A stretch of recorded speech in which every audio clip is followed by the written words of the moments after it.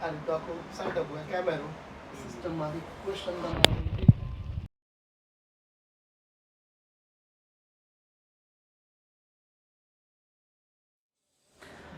નમસ્કાર વિદ્યાર્થી મિત્રો, કેમ છો? મજામાં છો? ફટાફટ જોડાઈ જઈએ. આઈએમપી બેચનો સમય ચાલી રહ્યો છે અને સરસ મજાની આઈએમપીઓ તમે અહીંથી ટેક એટલે કે લઈ રહ્યા છો. ત્યારે આઈએમપીની સાથે સાથે આજે નવા ચેપ્ટરની સાથે નવી આઈએમપી આપવાની શરૂઆત કરી રહ્યા છીએ. તમારા આગમનની રાહ જોઈ રહ્યા છીએ. ફટાફટ વિદ્યાર્થી મિત્રો જોડાઈ જાઓ, જેથી કરીને આપણે સરળતાથી આઈએમપી લેક્ચર શરૂ કરી શકીએ. તો કેટલા વિદ્યાર્થીઓ, તમને મારો અવાજ ક્લીન, નીટ એન્ડ ક્લીન આવી રહ્યો છે? Yes, okay. તો વિદ્યાર્થી મિત્રો ફટાફટ જોડાઈ જઈએ, જેથી કરીને આપણો લેક્ચર સમયસર, જલ્દી અને આઈએમપી ના દોર તરફ આગળ વધે.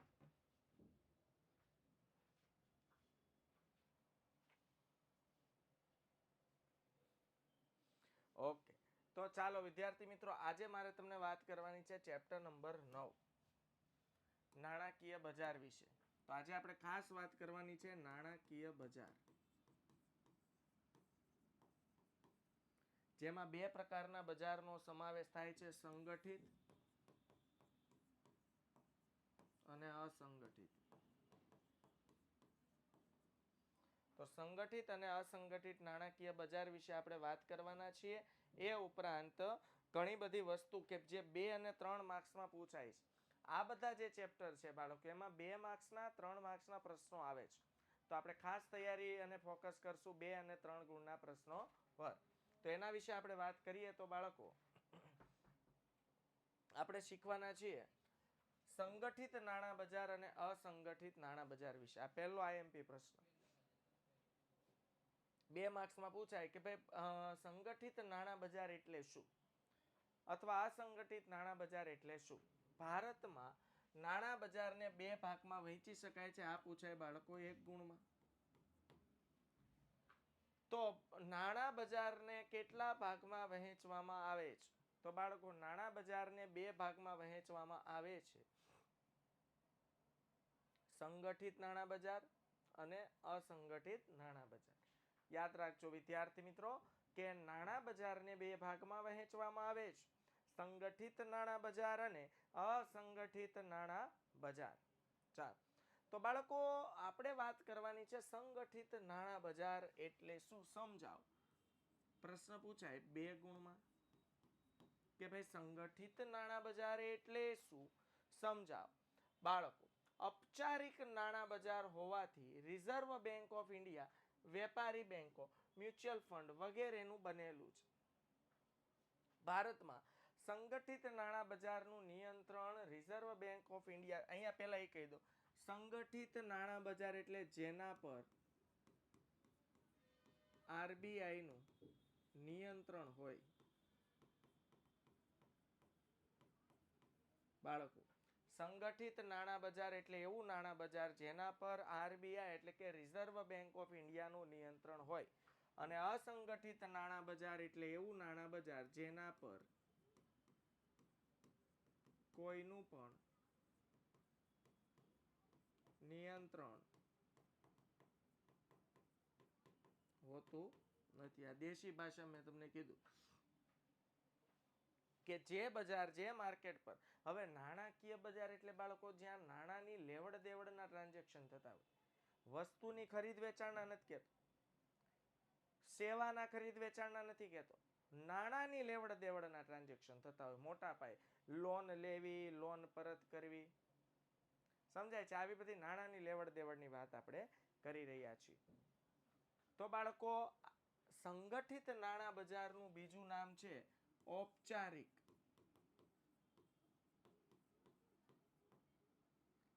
યાદ રાખજો બાળકો.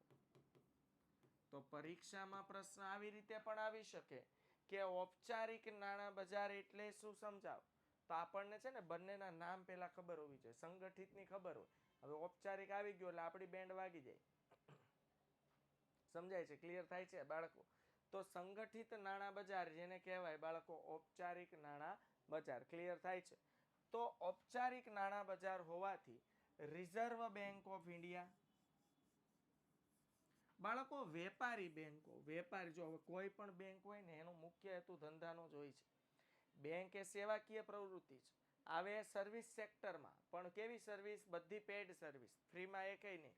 એટલે વેપારી બેંકોમાં આપણે જે બેંકો લઈ લે, ICICI bank, axis bank, state bank of India, આ બધી વિદ્યાર્થી મિત્રો વેપારી બેંકો છે. એ ઉપરાંત મ્યુચ્યુઅલ ફંડ, હાલ તમે જે માર્કેટ આપણે અત્યારે બહુ ફૂલ જોરશોરમાં ચાલતું હોય તો એવું એક માર્કેટ છે મ્યુચ્યુઅલ ફંડ. હિચકી નાખી દો. તો મ્યુચ્યુઅલ ફંડનું માર્કેટ કે મ્યુચ્યુઅલ ફંડ એટલે પરસ્પરના ભંડોળ. હવે કેવું થાય છે બાળકો, આ ભારત દેશમાં વ્યક્તિઓ નાગરિકો એટલા બધા છે, પણ શેર બજારનું નોલેજ બધા પાસે હોય એવું જરૂરી નથી. એટલે આપણે આપણો બચતનો જે પૈસો છે એ શેર બજારમાં ઇન્વેસ્ટ કરતા પહેલા 10 વખત વિચારીએ છીએ કે શું શેર બજારમાં નાણાં આપણે ઇન્વેસ્ટ કરશું તો આપણને નુકસાન તો નહીં થાય ને. એ બાબતે વિચારતા આપણે ઘણું બધું વિચારીએ છીએ કે ભાઈ મ્યુચ્યુઅલ ફંડ છે એ શું છે ખબર? મધ્યસ્થી વસ્તુ છે. અલગ અલગ કંપનીના છે ને એવા ફંડ બનાવવામાં આવે અને માધ્યમ દ્વારા શેર બજારમાં રોકાણ થાય. તો મ્યુચ્યુઅલ ફંડ પણ એક પ્રકારનું શેર બજારમાં રોકાણ જ હોય. જો તમે મ્યુચ્યુઅલ ફંડમાં ઇન્વેસ્ટ કરો ને એ પૈસા શેર બજારમાં જ રોકાય, પણ કોના દ્વારા? વચ્ચે એક મધ્યસ્થી છે, જે મધ્યસ્થીને શેર બજારના ઉતાર ચઢાવનું નોલેજ છે. હવે આપણને નથી. તો હાલ તમે જુઓ ને માર્કેટમાં તો ઘણા બધા એવા લોકો છે જે મ્યુચ્યુઅલ ફંડમાં ઇન્વેસ્ટ કરી રહ્યા છે, મ્યુચ્યુઅલ ફંડમાં રોકાણ કરી રહ્યા છે. કારણ કે મ્યુચ્યુઅલ ફંડ કેવું છે કે ભાઈ રોકાણ શેર બજારમાં જ છે, એટલે પ્લસ માઇનસ માર્કેટ તો એ થશે. ક્યારેક સમય એવો હશે તો મ્યુચ્યુઅલ ફંડનું માર્કેટ અપ હશે તો ભાવ વધી જશે આપણા યુનિટના, અને ડાઉન હોય તો ભાવ ઘટી જાય. સિમ્પલ વસ્તુ છે બાળકો. તો કહેવાનો મારો મતલબ એટલો જ છે કે પણ મધ્યસ્થી સંસ્થા દ્વારા છે, એટલે એ લોકોને શેર બજારના માર્કેટનું સંપૂર્ણ એનાલિસિસ ખબર છે. તો બાળકો આપણી જે રિઝર્વ બેંક ઓફ ઇન્ડિયા છે, અન્ય વેપારી બેંકો ICICI, axis bank, bank of Baroda, bank of India, IndusInd bank છે, સેન્ટ્રલ બેંક છે, યસ બેંક છે, દરેક બેંકો લઈ લો. આ બધી વેપારી બેંકો, મ્યુચ્યુઅલ ફંડ વગેરેનું બનેલું છે. 1 માર્ક્સનો પ્રશ્ન, સંગઠિત નાણાં બજાર શેનું બનેલું હોય છે? તો સંગઠિત નાણાં બજારમાં રિઝર્વ બેંક ઓફ ઇન્ડિયા, ઘણી બધી વેપારી બેંકો તથા મ્યુચ્યુઅલ ફંડ જેવા વગેરેનું બનેલું હોય છે. ભારતમાં સંગઠિત નાણાં બજારનું નિયંત્રણ કોણ કરે છે? બીજો 1 માર્ક્સનો પ્રશ્ન. બોલો, ભારતમાં સંગઠિત નાણાં બજારનું નિયંત્રણ બાળકો કોણ કરે છે? Reserve bank of India. તો અહીંયા લખાય બાળકો, ભારતમાં સંગઠિત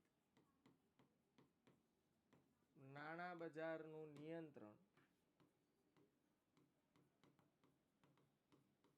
RBI, reserve bank of India કરે છે. યાદ રાખજો. 1 માર્ક્સનો પ્રશ્ન કે સંગઠિત નાણાં બજાર એટલે કે ઔપચારિક નાણાં બજારનું નિયંત્રણ કોણ કરે છે? Reserve bank of India. નાણાં બજારમાં પૂરતી તરલતા જાળવવા માટે રિઝર્વ બેંક ઓફ ઇન્ડિયા વ્યાજના દરમાં જરૂરિયાત અનુસાર ફેરફાર કરે છે. યાદ રાખજો બાળકો. નાણાં બજારમાં પૂરતી તરલતા લાવો. હવે ચાલો નાણાં બજારમાં તરલતા લાવી એટલે હાલો, નાણાં બજાર અસ્તિત્વમાં છે, બેંક અસ્તિત્વમાં છે, પણ બેંકમાંથી કોઈ લોન લેનાર નથી, કારણ કે લોનનો જે વ્યાજનો દર છે તે ખૂબ ઊંચો રાખેલો છે બેંકોએ. તો આવા સંજોગોમાં રિઝર્વ બેંક ઓફ ઇન્ડિયા આ બધી બાબતોમાં તરલતા લાવવાની સંપૂર્ણ કોશિશ કરશે.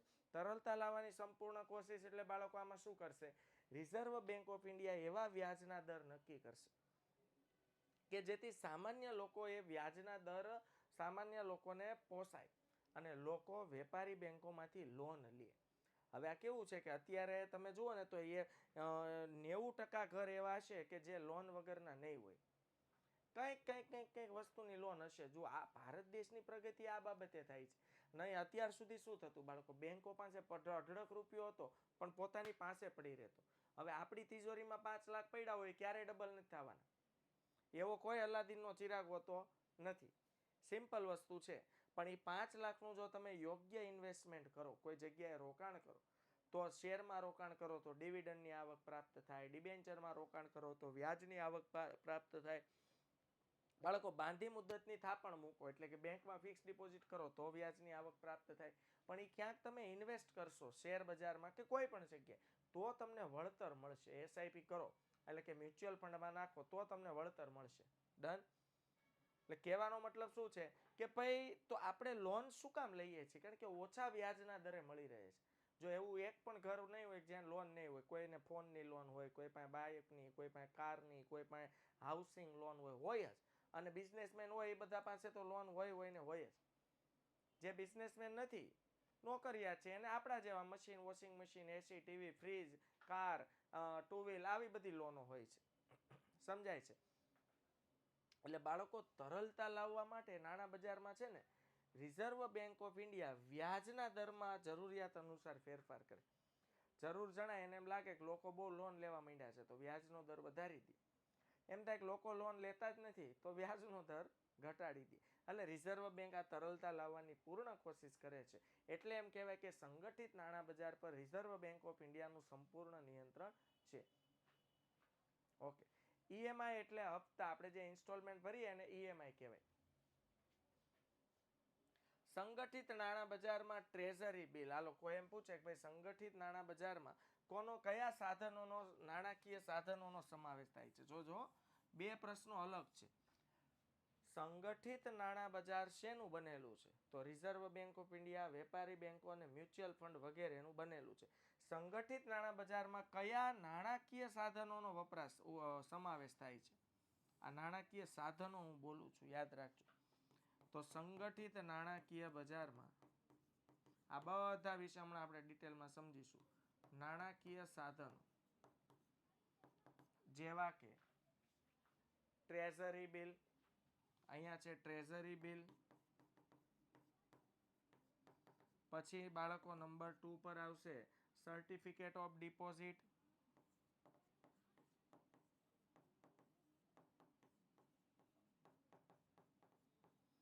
પછી નંબર 3 પર આવે છે કોલ મની. કોલ મની એટલે બેંકોને જ્યારે નાણાંની જરૂર પડે ત્યારે કોલ મની, આ શબ્દ બહુ વપરાય છે. કેવી રીતે નાણાં લેવાય કોલ મનીના આપણે પોઈન્ટમાં જોવાના છીએ. તો આ બધા નાણાકીય સાધનો છે. સંગઠિત નાણાં બજારમાં treasury bill, certificate of deposits, call money જેવા નાણાકીય સાધનોનો સમાવેશ થાય છે. સંગઠિત નાણાં બજાર પદ્ધતિસર રીતે સંકલિત થયેલું છે અને રિઝર્વ બેંક ઓફ ઇન્ડિયા દ્વારા નિયંત્રણ છે. સંકલિત સંગઠિત નાણાં બજાર છે ને બાળકો, એ સંપૂર્ણપણે રિઝર્વ બેંક ઓફ ઇન્ડિયાના કંટ્રોલમાં છે અને પદ્ધતિસરનું છે. તમે બેંક જુઓ, બેંક પદ્ધતિસર કામ કરશે. લોન છે તો લોન આપવાની એક અલગ પ્રોસેસ હશે. ક્લિયર થાય છે? ચાલો હવે જોઈએ બાળકો અસંગઠિત નાણાં બજાર. તો અસંગઠિત નાણાં બજાર એટલે જેના પર કોઈનું નિયંત્રણ નથી. એ આરબીઆઈ નું તો નહીં, કોઈનું નિયંત્રણ નથી. જો હું તમને સિમ્પલ કહી દઉં, ફાઇનાન્સ કંપનીઓ,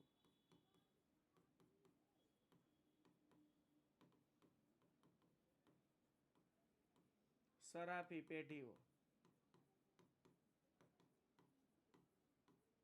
તમે રિક્ષાની પાછળ આવા બોર્ડ સાંભળ્યા હશે કે સોના સામે લોન લેવામાં આવશે.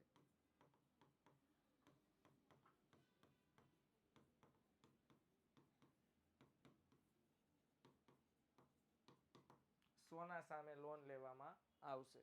તો બાળકો જેના પર કોઈનું નિયંત્રણ નથી, અસંગઠિત નાણાં બજાર. હવે આ ફાઇનાન્સ કંપનીઓ બાળકો જે જરૂરિયાતો પ્રમાણે હોય, જેને જેવી નાણાંની જરૂરિયાત હોય ને એ પ્રમાણે નાણાં ધીરે. સમજો ભાઈ હું પૈસે ટકે સદ્ધર છું, તો અસંગઠિત નાણાં બજારમાં કોનો સમાવેશ? હું પૈસે ટકે સદ્ધર હોય તો હું શું કરું? મારે બેંક ખોલવાની જરૂર નથી. હું મારી રીતે ફાઇનાન્સ પૂરું પાડીશ. તમે જો ઘણાની નાની 10x10 ફાઇનાન્સની ઓફિસ હોય. એ શું કરે? લાખ, 2 લાખ, 3 લાખ જરૂરિયાતમંદ જેને જરૂર પડે ને એટલા રૂપિયાને ફાઇનાન્સ કરે, ધિરાણ કરે. અને એનો વ્યાજનો દર એને મજા આવે એવો રાખે.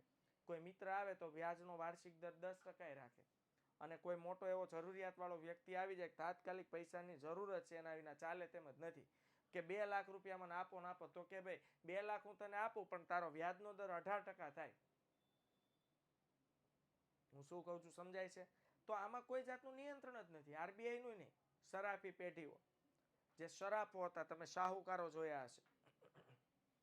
શાહુકારો શું કરે? ધિરાણ આપવાનું. ઘણા એવા જૂના મૂવી તમે જોયા હોય બાળકો, તો જમીનના દસ્તાવેજ પર ગ્રામનો ખેડૂત હોય, કોઈ દુષ્કાળ પડી ગયો તો ખાવાના એનો વધતા હોય, અને ઘરે કોઈ પ્રસંગ આવી ગયો એમ સમજી લ્યો, તો અચાનક પૈસાની જરૂર પડે, તો આવા ખેડૂતો આવી જે શરાફી પેઢી હોય, તમે જોજો ને એનો મુનિમ રાખેલો હોય, આવડું લાકડાનું ટેબલ હોય ને પલોઠી વાળીને બેઠા હોય, અને શરાફ જે કહેવાય જે વ્યક્તિ, એ મુનિમને એમ કે હાલો મુનિમ આ વ્યક્તિને 2 લાખ રૂપિયા આપો, એટલે મુનિમ એના ચોપડામાં લખી નાખે. ના બદલામાં જમીનના દસ્તાવેજ લઈ લે. જો હવે ખેડૂત 2 લાખ આપવામાં નિષ્ફળ નીવડે ને વ્યાજનો દર મોટા પાયે હોય, તો ખેડૂત 2 લાખ રૂપિયા આપવામાં નિષ્ફળ નીવડે બાળકો, સમજાય છે? તો એ લોકો એની જમીન પડાવી લેતા. એટલે આના પર કોઈનું નિયંત્રણ જ નથી. તમારા રિસ્ક પર આવા લોકો, મતલબ આ જે ફાઇનાન્સકારો છે એની પાસેથી લોન લેવાય. ખોટું નથી. જો એ લોકો પૈસા આપે છે અને કહે છે કે ભાઈ આટલો વ્યાજનો દર થાય, તમને પોહાય તો લ્યો. એ કે આપણો કાટલો પકડીને તો આપતા નથી. હવે આપણે અચાનક આવશ્યકતા છે પૈસાની, ડન, તો મોટા વ્યાજના દરે પૈસા ભેગા કરીએ, અને વ્યાજનું ચક્ર એવું છે, એ ફરવાનું શરૂ થાય ને એટલે એમાંથી નીકળવું બહુ અઘરું છે. એટલે જેમ બને એમ વ્યાજના ચક્કરમાંથી ઓછું પડવાનું એમ. તો જુઓ, અસંગઠિત નાણાં બજારનું બીજું નામ શું છે બાળકો? અનૌપચારિક.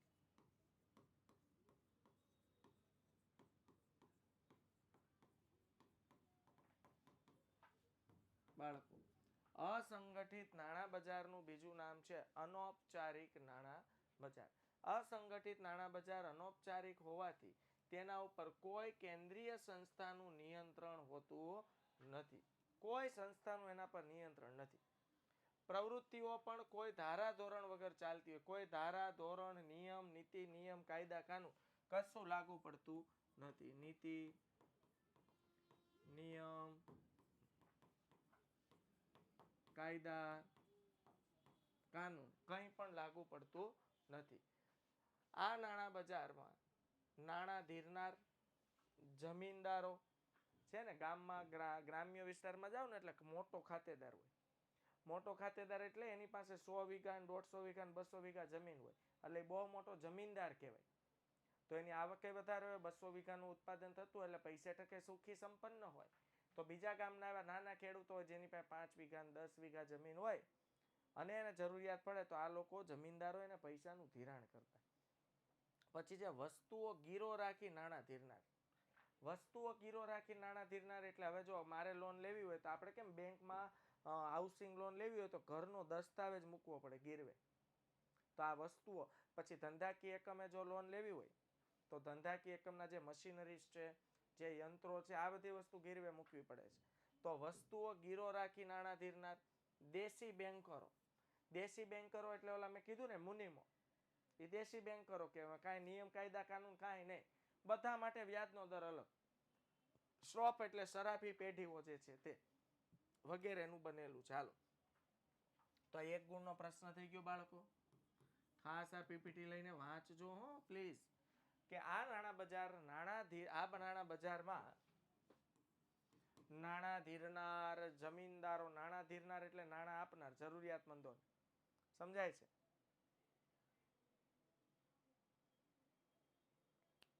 હાલો વિદ્યાર્થી મિત્રો, યસ ઓર નો?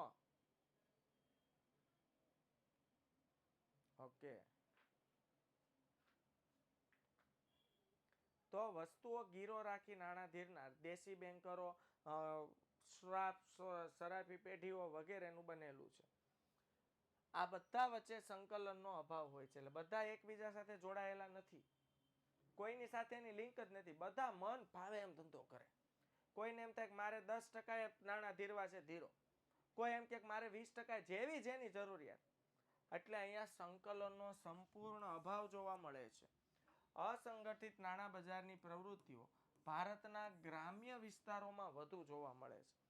જોકે શહેરી વિસ્તારમાં પણ જોવા મળે છે. આપણે શહેરોમાં રિક્ષાની પાછળ બોર્ડ લાગેલા જ હોય છે કે સોના સામે લોન આપવામાં આવશે. તો એ વસ્તુ ગીરો મૂકીને લોન લીધી કહેવાય, સોનું ગીરવે મૂકીને લોન લીધી કહેવાય. ગ્રામ્ય વિસ્તારમાં વધુ એટલે ગ્રામ્ય વિસ્તારનો જે માણસ છે એ ઓછું ભણેલો છે, અથવા તો નથી ભણેલા એટલે કે અભણ છે. તો આ લોકો બહુ લાંબી પ્રોસેસમાં પડવા માંગતા નથી કે હવે બેંકમાં જઈને લીગલી લોન લઈએ તો સસ્તી પડે. બેંકમાં વ્યાજનો દર વધી 9% હોય, 10% હોય વાર્ષિક, અથવા તો 12% હોય, તો મહિનાનો 1% વ્યાજનો દર થયો કે 1 લાખની લોન લીધી હોય તો મહિને 1000 રૂપિયા વ્યાજ આવે, 12 મહિને 12,000 આવે. પણ ગ્રામ્ય વિસ્તારમાં ખેડૂતો નાના જે ભણેલા નથી, ઓછું ભણેલા છે, આવી માથાકૂટમાં, આવી પીંજણમાં, આવી લપમાં પડવા માંગતા નથી. તો વિદ્યાર્થી મિત્રો, એ લોકો આવી સરાફી પેઢીઓ છે, નાણાં ધીરનાર સંસ્થાઓ છે, મોટા મોટા જમીનદારો છે, સમજાય છે, આ લોકો પાસેથી ધિરાણ મેળવી લે છે અને એ લોકો ઈચ્છે ને એટલો વ્યાજનો દર માંગે. અને આપણી જો જરૂરિયાતમાં કેવું છે, ગરજે ગધેડાને બાપ કેવો પડે, એટલે આપણે બહુ અત્યંત અચાનક નાણાંની જરૂર હોય તો પછી એ લોકો એમ કે 20% વ્યાજનો દર થશે તો આપણે 20% વ્યાજે પૈસા લેવા પડે. એટલે આ જે પ્રવૃત્તિ છે ને બાળકો, સૌથી વધુ ક્યાં જોવા મળે છે? ગ્રામ્ય વિસ્તારો. હાલો, ક્લિયર થાય છે એવરીબડી? સમજાય છે? સો ગયે ક્યાં? યસ, આમ જાગૃત અવસ્થામાં રહેવાનું બાળકો. સમજાય છે? હા. નથી સમજાતું? ના. ક્લિયર થાય છે? Yes. All clear, all clear. જાગૃત અવસ્થામાં રહેવાનું છે. ઘણા એમ તો સાહેબ આંખ્યું ખુલ્લી જ હોય, પણ ખુલ્લી આંખે હુતા હોય એનું શું કરવાનું? હવે એને નો ઠપકો અપાય કે નો ખીજાવાય, કાંઈ નહીં, હે ને? એટલે ભણવામાં કોન્સન્ટ્રેશન રાખવાનું. કહેવાય ને, મન હોય તો માળવે જવાય, નહીતર ઘરના માળીએ ચડાતું નથી. એટલે મન રાખીને, કોન્સન્ટ્રેશન રાખીને સમજવાનું છે. આપણો BA વિષય એવો છે, આપને ખબર છે કે એમાં વધુ ધ્યાન રાખવું પડે, કારણ કે બધું થિયરી આવે ને આંકડાકીય માહિતી ક્યાંય નથી આવતી. એટલે મારે પોપટની જેમ બોલ્યા કરવાનું હોય ને તમારે સાંભળા કરવાનું હોય, મગજમાં ઉતાર્યા કરવાનું. સમજાય છે? યસ. હા, એટલે ઊંઘ આવતી હોય ને તો ઓલા પાણીના છટકારા મારવાના, અથવા છે ને એમ કહેવાય કે ભાઈ બેસ્ટ. અત્યારે તો આ તો તમે ભણો છો એટલે વાંધો નહીં, વાંચતી વખતે ઘણા ચોપડી હાથમાં લે ને એટલે સાહેબ ચોપડી લઉં ને એ ભેગું ઊંઘ આવવાનું શરૂ થઈ જાય. એને શું કરવાનું, પહેલાના બધા લોકો હતા ને, કહેવાય ને કે ભાઈ ઓલી વિદ્યાપીઠો હતી એમાં ભણવા જતા, તો એ લોકો છે ને ચોટલી રાખતા, બ્રાહ્મણો. એટલે એ લોકો ચોટલી બાંધીને વાંચતા. એટલે એવી કહેવત પડી કે વાંચતા ન ફાવતું એને ઊંઘ આવતી હોય ને તો ચોટલી બાંધીને વાંચવાનું. મતલબ સીધું બેસવાનું, ચોટલી ઉપર એક બેલ સાથે બાંધી દેવાની, ઘંટડી સાથે, પછી આમ વાંચવા બેસવાનું. જેવું આમ ઝોલું આવશે એટલે ચોટલી સાથે બાંધી હોય ઘંટડી, ટંગ દઈને અવાજ આવશે. જેવું ઝોલું આવશે ટંગ દઈને અવાજ આવશે એટલે તમને હુવા દેશે નહીં. એટલે શું છે કે ચોટલી બાંધીને વાંચવાનું છે. સમજાય છે? ઓકે, ચાલો. હવે નાણાં બજારના સાધનો પરીક્ષામાં પૂછાય. નાણાં બજારના સાધનો કેટલા હશે? તો અત્યારે આપણને મુખ્ય ઘણા બધા સાધનો છે, પણ મુખ્ય 5 સાધનો વિશે આપણે ચર્ચા કરવાની છે. નાણાં બજારના સાધનોની પાકતી મુદત 1 વર્ષ કે તેથી ઓછી હોય છે. બોલો, નાણાં બજારના સાધનોની પાકતી મુદત કેટલી હોય છે? 1 વર્ષ કે તેથી ઓછી. સલામત અને બિન સલામત બંને પ્રકારના સાધનોનો વેપાર નાણાં બજારમાં થાય છે. યાદ રાખજો, પરીક્ષામાં પૂછાય કે નાણાં બજારના સાધનોમાં ટ્રેઝરી બિલ સમજાવો. 1 by 1 પૂછાય, 2 માર્ક્સમાં. એટલે દરેક જો પૂછાય તો 2 ગુણમાં પૂછાય. ક્લિયર થાય છે? તો નાણાં બજારના સાધનોની પાકતી મુદત 1 વર્ષ તેથી ઓછી હોય છે. યાદ રાખજો. એટલે આ નાણાં બજારના સાધનો છે ને, બધા સાધનો ટૂંકા ગાળાના હોય છે.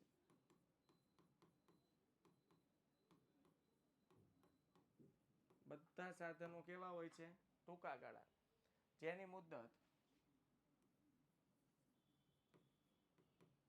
કેવી હોય છે બાળકો? 1 વર્ષ કે તેથી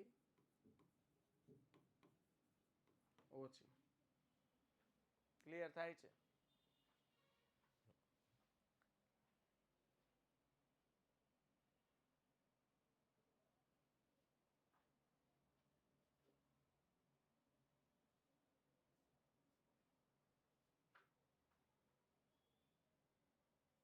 તો નાણાં બજારના સાધનોની પાકતી મુદત 1 વર્ષ કે તેથી ઓછી હોય છે. એટલે બધા સાધનો ટૂંકા ગાળાના હોય છે, જેની મુદત 1 વર્ષથી ઓછી હોય છે. નાણાં બજારના મુખ્ય સાધનો નીચે પ્રમાણે છે.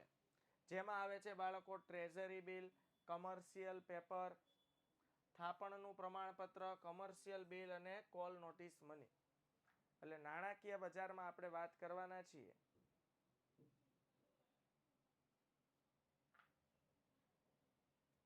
ટ્રેઝરી બિલ, કોમર્શિયલ પેપર, થાપણનું પ્રમાણપત્ર, કોમર્શિયલ બિલ અને કોલ નોટિસ મની. જેમાં પહેલી વાત કરીએ ટ્રેઝરી બિલ, આ બધા નાણાં બજારના સાધનો છે જે ટૂંકા ગાળાના છે, જેની મુદત 1 વર્ષથી ઓછા સમયની હોય છે. યાદ રાખજો.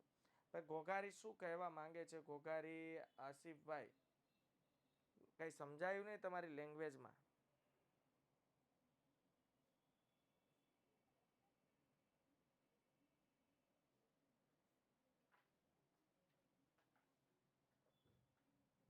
તો બાળકો ટ્રેઝરી બિલ પહેલા જોઈએ કોણ બહાર પાડે ને કઈ રીતે હોય. ટ્રેઝરી બિલ ભારત સરકાર વતી રિઝર્વ બેંક ઓફ ઇન્ડિયા બહાર પાડે. હાલો પહેલો પ્રશ્ન આ ક્લિયર થઈ ગયો. ટ્રેઝરી બિલ કોણ બહાર પાડે? તો કે ભાઈ ભારત સરકાર વતી. Reserve bank of India Bharat સરકાર હસ્તક જ છે, તો ભારત સરકાર વતી કોણ બહાર પાડે છે? RBI એટલે કે રિઝર્વ બેંક ઓફ ઇન્ડિયા બહાર પાડે છે.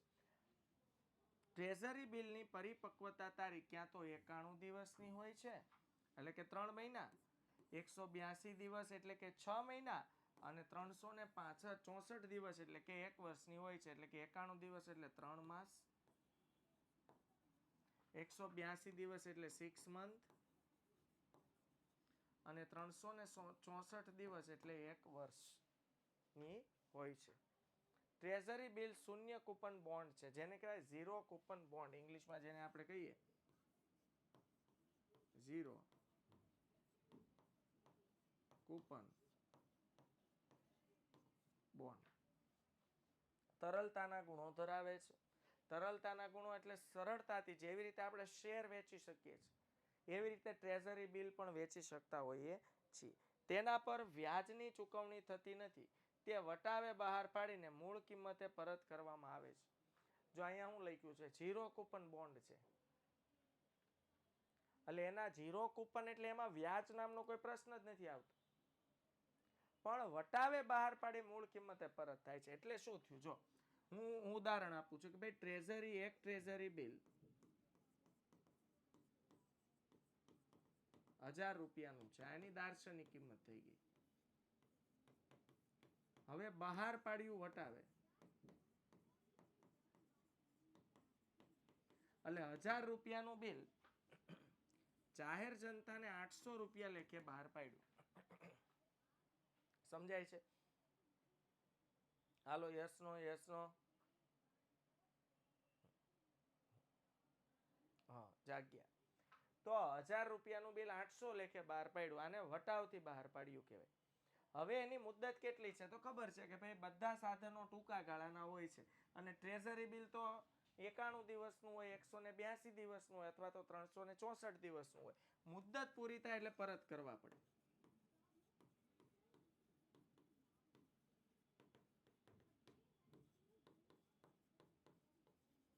ચાલો હમણાં આપણે કીધું ટ્રેઝરી બિલ કોણ બહાર પાડે છે? RBI. તો સાંભળો, આપણે જાહેર જનતા તરીકે RBI પાસેથી ટ્રેઝરી બિલ ખરીદ્યા. RBI એ 1000 નું ટ્રેઝરી બિલ આપણને 800 લેખે આપ્યું. મુદત હતી એમ સમજો કે 182 દિવસ. હાલો 6 મહિના પૂરા થયા એટલે RBI આપણને 800 રૂપિયા નહીં આપે, આપણે RBI ને કેટલા આપ્યા છે? 800. પણ RBI આપણને 800 રૂપિયા આપશે નહીં, એ આપણને મૂળ કિંમતે પરત કરશે. એટલે પરત કરશે બાળકો રૂપિયા 1000 લેખે. પરત કરશે બાળકો રૂપિયા 1000 લેખે. સમજાય છે હું શું કહું છું? ક્લિયર થાય છે? એટલે 1000 લેખે પરત કરવામાં આવશે. તો આમાં ઝીરો કૂપન બોન્ડ છે એટલે આમાં વ્યાજની કોઈ જોગવાઈ જ નથી. તો બાળકો આપણે બધાએ ટ્રેઝરી બિલ ખરીદ્યા RBI પાસેથી, એમાં આપણને ફાયદો તો થયો? બોલો લખો તો કેટલો ફાયદો થયો આપણને કે નુકસાન ગયું? હા, 200 રૂપિયાનો વિદ્યાર્થી મિત્રો શું થયો? ફાયદો થયો. કારણ કે 1000 નું બિલ હતું, આપણે ચૂકવા 800 અને જ્યારે પરત કરવાનો સમય આવ્યો ત્યારે RBI વળી પાછા આપણને કેટલા પરત કર્યા? 1000. એટલે આપણે ચૂકવા 800 ને મળ્યા 1000 એટલે 200 રૂપિયાનો આપણને ફાયદો થયો. એટલે આમાં ક્યાંય વ્યાજ બ્યાજ આપવામાં આવતું નથી. સમજાય છે? એટલે અહીંયા લખ્યું છે કે તેના પર વ્યાજની ચૂકવણી થતી નથી, તે વટાવે બહાર પાડીને મૂળ કિંમતે પરત કરવામાં આવે છે. આગળ લખેલું છે કે ભાઈ જો 50,000 નું ટ્રેઝરી બિલ 47,000 બહાર પાડીને પાકતી મુદ્દતે 50,000 પરત કરવામાં આવે તો બોલો 50,000 નું ટ્રેઝરી બિલ એટલે આ હતું. તો આપણે લીગલી આરબીઆઈ ને 50,000 આપવાના હતા, પણ આપણે આપ્યા કેટલા બાળકો? રેપો રેટ એટલે તમામ બેંક જે હોય બાળકો એના વ્યાજના દરમાં જે વધારો ઘટાડો થાય ને એને રેપો રેટ કહેવાય. તો 50,000 ટ્રેઝરી બિલ 47,000 એ બધું આરબીઆઈ કરે રેપો રેટનું કામ. તો બાળકો આપણે 50 ને બદલે કેટલા આપ્યા 47,000 અને આપણને પાછા આરબીઆઈ કેટલા પરત કરશે 50,000 તો પણ આપણને 3,000 નો ફાયદો થશે. આમાં કોઈ વ્યાજ આવતું નથી. ક્લિયર થાય છે? ટ્રેઝરી બિલને બીજા કયા નામથી ઓળખવામાં આવે છે તો યાદ રાખજો, ટ્રેઝરી બિલને બીજા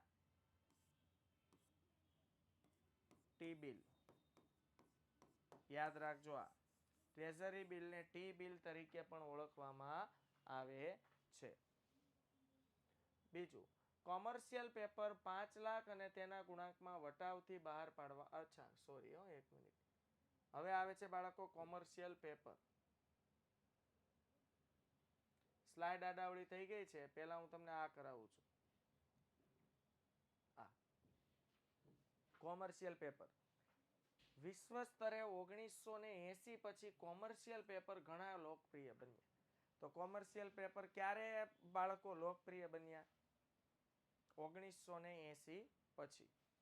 સૌ પ્રથમ આરબીઆઈએ જાન્યુઆરી 1990 કોમર્શિયલ પેપર બહાર પાડ્યા હતા. જોઈ લો, એક માર્ક્સના પ્રશ્નો ગોતવાને જવા પડતા, ઉભરી નામ આવે છે કે કોમર્શિયલ પેપર આરબીઆઈએ સૌ પ્રથમ ક્યારે બહાર પાડ્યા? તો સૌ પ્રથમ રિઝર્વ બેંક ઓફ ઇન્ડિયાએ જાન્યુઆરી 1990 કોમર્શિયલ પેપર બહાર પાડ્યા હતા. કોમર્શિયલ પેપર બિન સલામત અને ટૂંકા ગાળાની વચન ચિઠ્ઠી જેવો દસ્તાવેજ છે. વચન ચિઠ્ઠી એટલે પ્રોમિસ, એક કાગળનો એવો દસ્તાવેજ કે જેમાં લખ્યું હોય કે XYZ વ્યક્તિને ટૂંકો ગાળો એટલે 1 વર્ષની અંદર ચાલવા, 1 વર્ષની અંદર પૈસા મળી જશે એવું વચન આપતો દસ્તાવેજ. ક્લિયર થાય છે? કોમર્શિયલ બિલ એટલે આ બધા, જો આમાં કેવું હોય, સરકારને જ્યારે નાણાકીય પૈસાની જરૂર હોય ત્યારે આવા કોમર્શિયલ પેપર સરકાર જાહેર, જેમ શેર હોય એવી રીતે કોમર્શિયલ પેપર હોય તો જાહેર જનતા સમક્ષ બહાર પાડે. હવે આપણે પહેલા ખરીદીએ કોમર્શિયલ પેપર તો આપણે સરકારને નક્કી કરેલા પૈસા આપવાના. તો સરકાર આપણને એવો વચન ચિઠ્ઠી આપતો દસ્તાવેજ આપે કે ભાઈ તમારા મેં 50,000 સ્વીકાર્યા છે તો હું તમને XYZ આ રીતે પરત કરીશ, જેનો સમયગાળો હોય 1 વર્ષથી ઓછો. સમજાય છે? તો જેવી રીતે શેર હોય એવી રીતે કોમર્શિયલ પેપર હોય. તો કોમર્શિયલ પેપર બિન સલામત અને ટૂંકા ગાળાની વચન ચિઠ્ઠી જેવો દસ્તાવેજ છે. ઊંચી શાકપાત્રતા ધરાવતી કોર્પોરેટ સંસ્થાઓ કે જેમની નાણાકીય સ્થિતિ મજબૂત હોય તે બહાર પાડી શકે તે હસ્તાંતરણીય હોય છે. બાળકો હસ્તાંતરણીય એટલે શેર કેમ આપણે ફેરબદલી કરી શકીએ? હું જ્યારે ફેરબદલી શબ્દ બોલું ને એટલે ખરીદ વેચાણ સમજવા, સમજાય છે? એવી રીતે કોમર્શિયલ પેપર હસ્તાંતરણીય કરી શકાય છે એટલે એનું ખરીદ વેચાણ એટલે ટૂંકમાં ફેરબદલી, માલિકી પણ ચેન્જ થઈ શકે છે. અને બાળકો કોમર્શિયલ પેપર કોણ બહાર પાડી શકે? રિઝર્વ બેંક ઓફ ઇન્ડિયા તો બહાર પાડે જ, પણ માર્કેટમાં ઊંચી શાકપાત્ર ધરાવતી કોર્પોરેટ સંસ્થાઓ, કોર્પોરેટ સંસ્થાઓમાં પછી ICICI બેંક આવી જાય, રિલાયન્સ કંપની આવી જાય, અદાણી, ટાટા, આદિત્ય બિરલા કંપનીઓ આવી જાય. આવી ઊંચી શાકપાત્રતા MRF કંપની આવી જાય, એશિયન પેન્ટ કંપની આવી જાય. ઊંચી શાકપાત્રતા ધરાવતી કોર્પોરેટ સંસ્થાઓ કે જેમની નાણાકીય સ્થિતિ મજબૂત હોય, જે ખુદ નાણાકીય રીતે મજબૂત છે, પાવરફુલ છે, હે ને, તો તે બહાર પાડી શકે છે અને તે હસ્તાંતરણીય હોય છે. કોમર્શિયલ પેપર 5 લાખ અને તેના ગુણાંકમાં વટાવથી બહાર પાડવામાં આવે છે. સેમ હાલો, જેવી રીતે આપણે હમણાં જોયું એ રીતે આ પણ વટાવથી જ બહાર પાડવામાં આવે છે, ટ્રેઝરી બિલની જેમ. ટ્રેઝરી બિલ કેવી રીતે બહાર પાડતા? વટાવથી. કોમર્શિયલ પેપર 5 લાખના ગુણાંકમાં હોય છે. તમારે એક પેપર લેવું એટલે 5 લાખ, 10 લાખ, 5 લાખનો ઘડિયો બોલવાનો, 5 લાખ એકા 5 લાખ, 5 લાખ ગુણ્યા 2 10 લાખ, 5 તેરી 15 લાખ, 5 ચોક 20 લાખ. તો હવે કોર્પોરેટ કંપનીઓ, મોટી કંપનીઓ બહાર પાડે છે. તો કંઈ 2-5 હજારમાં ન બહાર પાડે, સમજાય છે? અને કોમર્શિયલ પેપરનું નિયંત્રણ ભલે રિલાયન્સ કંપની બહાર પાડે, પણ એનું નિયંત્રણ તો રિઝર્વ બેંક ઓફ ઇન્ડિયાના અંડરમાં જ હોય છે. હવે આઈએમપી પ્રશ્ન 1 ગુણનો ફરીથી આવ્યો કે કંપનીઓ કે નાણાકીય સંસ્થાઓ ઓછામાં ઓછા 7 દિવસ માટે અને વધુમાં વધુ 1 વર્ષ માટે કોમર્શિયલ પેપર બહાર પાડે છે. સિમ્પલ વસ્તુ છે. કોઈ પણ કંપની હોય કે નાણાકીય સંસ્થા હોય, ઓછામાં ઓછા 7 દિવસ માટે અને વધુમાં વધુ 1 વર્ષ માટે કોમર્શિયલ પેપર બહાર પાડે છે. કોમર્શિયલ પેપરને finance paper, industrial paper, corporate paper તરીકે પણ ઓળખવામાં આવે છે. તો જો હવે બીજો 1 ગુણનો પ્રશ્ન, કોમર્શિયલ પેપરને બીજા કયા નામથી ઓળખવામાં આવે છે? અને પરીક્ષામાં પૂછાય કે ભાઈ ફાઇનાન્સ પેપર વિશે સમજાવો, તો આ સમજાવવાનું. 1 ગુણનો પ્રશ્ન શું થયો કે નાણાકીય સંસ્થાઓ ઓછામાં ઓછા, કોઈ પણ કંપની હોય કે નાણાકીય સંસ્થા હોય કોર્પોરેટ વર્લ્ડમાં મોટી પ્રતિષ્ઠિત, જેની શાખપાત્રતા વધુ હોય, એ ઓછામાં ઓછા 7 દિવસ અને વધુમાં વધુ 1 વર્ષ સમયગાળા માટેના કોમર્શિયલ પેપર બહાર પાડી શકે છે, જેને ફાઇનાન્સ પેપર,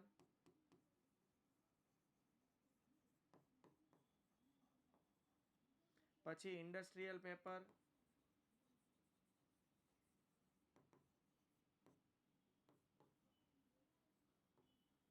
અને કોર્પોરેટ પેપર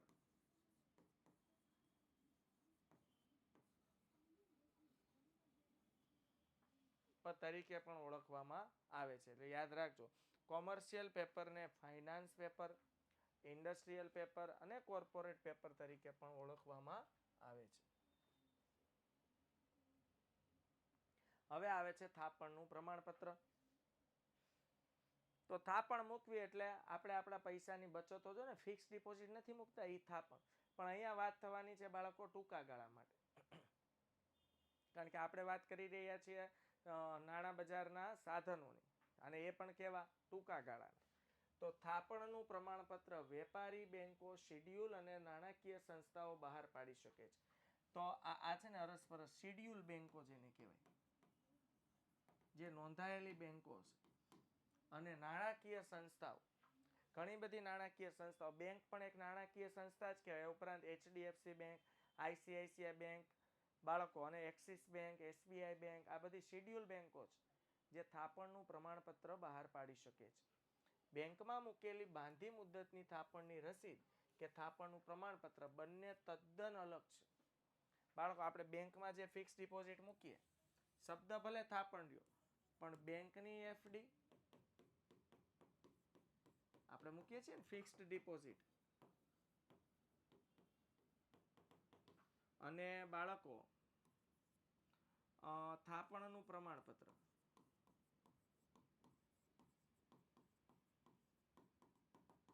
આ બંને અલગ હોય છે. સમજાય છે? તો બેંકની ફિક્સ ડિપોઝિટ અલગ છે. બાંધી મુદ્દતની થાપણની રસીદ હસ્તાંતરણ અને વેચી શકાતી નથી, જ્યારે થાપણનું પ્રમાણપત્ર હસ્તાંતરણ અને વેચી શકાય છે. આ બેમાં ફરક શું છે? જે ફિક્સ ડિપોઝિટ તમે બેંકમાં કરો, આજે સમજો બેંકમાં મેં 5 લાખની FD કરી, તો હવે એને હું ફેરબદલી નથી કરી શકતો, બીજાના નામે ટ્રાન્સફર ન કરી શકું. હા સાહેબ, કરવી હોય તો પહેલા મારે મારી FD તોડવી પડે, એટલે બેંકમાંથી પૈસા FD ને બ્રેક કરવી પડે, ફિક્સ ડિપોઝિટ, અને પછી અન્યના નામે પૈસા મૂકવા પડે. જ્યારે થાપણનું જે પ્રમાણપત્ર છે એ હસ્તાંતરણ કરી શકાય ને વેચી શકાય તેવું છે. શેડ્યુલ વેપાર, મેં શું કીધું, ઘણાને હજુ પ્રશ્ન, સાહેબ આ થાપણનું પ્રમાણ, જેવી રીતે કંપની શેર બહાર પાડે ને એવી રીતે થાપણનું પ્રમાણ. ઇન શોર્ટ, બેંકોને જ્યારે પૈસાની જરૂર પડે ને ત્યારે આવા નુસ્ખાઓ યુઝ કરે. સમજાય છે? તો શેડ્યુલ વેપારી બેંકો તેમની જરૂરિયાત મુજબ કેટલીક શરતોને આધીન બહાર પાડવાની સ્વતંત્રતા ધરાવે. હવે આપણે સાહેબ બેંકોને શું જરૂર પડે? ભાઈ બેંકોને પોતાના રોજબરોજના વ્યવહારો ચલાવવા માટે નાણાંની જરૂર પડતી હોય છે. તો આવી જે શેડ્યુલ વેપારી બેંકો છે એમની જરૂરિયાત મુજબ કેટલીક શરતોને આધીન બહાર પાડવાની સ્વતંત્રતા ધરાવે છે. થાપણનું પ્રમાણપત્ર ઓછામાં ઓછી 1 લાખની કિંમતનું હોઈ શકે, અને આ બિન સલામત સાધન છે. યાદ રાખજો, 1 ગુણનો પ્રશ્ન.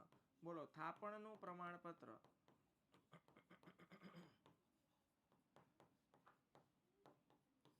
ઓછામાં ઓછી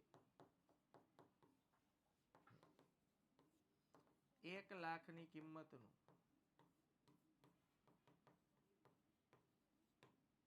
હોઈ શકે. ક્લિયર થાય છે? સમજાય છે બાળકો? હવે આવે છે બાળકો કોમર્શિયલ બિલ. હાલો, બે જ ટોપિક છે, વાંધો નથી. ઓકે. શાકથી માલ વેચનાર વેપારી માલ ખરીદનાર ઉપર કોમર્શિયલ બિલ લખે છે. શાકથી માલ વેચનાર વેપારી એટલે ઉધાર માલનું જે વેચાણ કરે ને એ ખરીદનાર પર આ બિલ લખે. બોલો, હું ઉધાર માલનું વેચાણ કરું છું તમને બધાને, તો તમે બધા મારી પાસેથી વસ્તુ લઈ જાઓ છો પણ પૈસા આપ્યા નથી, તો મારે તમારી પાસે પૈસા લેવાના છે, તો હું તો કોમર્શિયલ બિલ લખીશ. શું કે ભાઈ તમારે મને પૈસા આપવાના છે એ નામનું. ધંધાના વ્યવહારોથી ઉદ્ભવતું કોમર્શિયલ બિલ હસ્તાંતરણીય હોય છે. સમજો, મારે તમારી પાસેથી પૈસા લેવાના છે એટલે મેં કોમર્શિયલ બિલ લખીને તમારી સાઇન કરાવી લીધી. હવે મારે સમજો કે હું 1 લાખનું ઉધાર વેચાણ કર્યું, તમારા બધા પાસેથી મારે લાખ રૂપિયા લેવાના છે. ડન. હવે થાય છે કેવું બાળકો, તમે જો અન્યને કોઈ ટ્રાન્સફર કરી દો હસ્તાંતરણ, તો જેને તમે હસ્તાંતરણ કરશો એ વ્યક્તિ પાસે મારે પૈસા લેવાના. સમજા? તો તે ચોક્કસ રકમ પૂરેપૂરી ચૂકવવાનો બિનશરતી હુકમ છે, આદેશ છે કે ભાઈ XYZ રકમ મારે લેવાની છે, એ તમારે ચૂકવવાની છે, એવો મેં તમને હુકમ કર્યો. જ્યારે માલ વેચનાર વેપારી જ્યારે આ બિલ લખે છે ત્યારે તે વેપારી બિલ હોય છે. ખરીદનાર જ્યારે એનો સ્વીકાર કરે ત્યારે તે કોમર્શિયલ બિલ બને છે. જો હજુ જ્યારે વેચનાર લખે ને, હું વેચનાર છું, તો તમારા નામ પર મારે લખવું હોય તો જ્યારે હું લખું ત્યારે વેપારી બિલ કહેવાય. પણ જેવું ખરીદનાર સ્વીકારી લે, ખરીદનારે સ્વીકારવું પડે ને કે આ ભાઈ મારે તમને પૈસા દેવાના છે, હું આપી દઈશ, ત્યારે બની જાય છે બાળકો કોમર્શિયલ બિલ. ક્લિયર થાય છે? કોમર્શિયલ બિલની મુદત 30, 60 અને 90 દિવસની જ હોય છે. એટલે 1 મહિનો, 2 મહિનો અને 3 મહિના પૂરું. વેપારી બેંકમાં આવા બિલ વટાવી શકાય છે. તમે વેપારી બેંકોમાં જઈને આ બિલ વટાવથી આરામથી વટાવી શકો છો. હવે વેપારી બેંકમાં જઈને વટાવો એટલે આપણે જેની પાસે પૈસા લેવાના છે એના ખાતામાંથી પૈસા ઉપડે એમ. વેપારી બેંકને પણ નાણાંની જરૂર પડે તો તે નાણાકીય સંસ્થાઓ પાસે પુનઃ વટાવી શકે છે. વેપારી બેંક આ બિલ રાખે, એને જરૂર પડે એટલે એ નાણાકીય સંસ્થા પાસે જઈને વટાવી શકે. બેંક પણ બેંક પાસે જઈને વટાવી શકે. કોમર્શિયલ બિલના પ્રકારોમાં વિનિમય પત્ર, આંતરદેશી, આ ખાલી નામ યાદ રાખો ને, આમાં બહુ ઊંડાણમાં નથી પડવાનું. ઓકે, હુંડી, આપણે લેણી હુંડી, દેવી હુંડી, માંગણી બિલ, વિદેશી બિલ વગેરે સ્વરૂપે છે. આ ખાલી એક ટૂંકો કોન્સેપ્ટ તમને માઇન્ડમાં ખબર પડે કોમર્શિયલ બિલ નામની વસ્તુ હોય એટલે. બાકી આનો કોન્સેપ્ટ બહુ મોટો છે, આટલામાં ન સમજાવી શકાય. ઓકે, તો કોમર્શિયલ બિલના પ્રકારોમાં વિનિમય પત્ર, આંતરદેશીય બિલ, હુંડી, માંગણી બિલ કે વિદેશી બિલનો સમાવેશ થાય છે. હવે આવે છે કોલ મની અને નોટિસ મની. બેંકને જ્યારે નાણાંની જરૂર પડે ત્યારે બેંક પાસેથી લોન લે. યસ, બેંક અન્ય બેંક પાસેથી લોન લે અને એને કહેવાય call money, short and sweet ભાષામાં.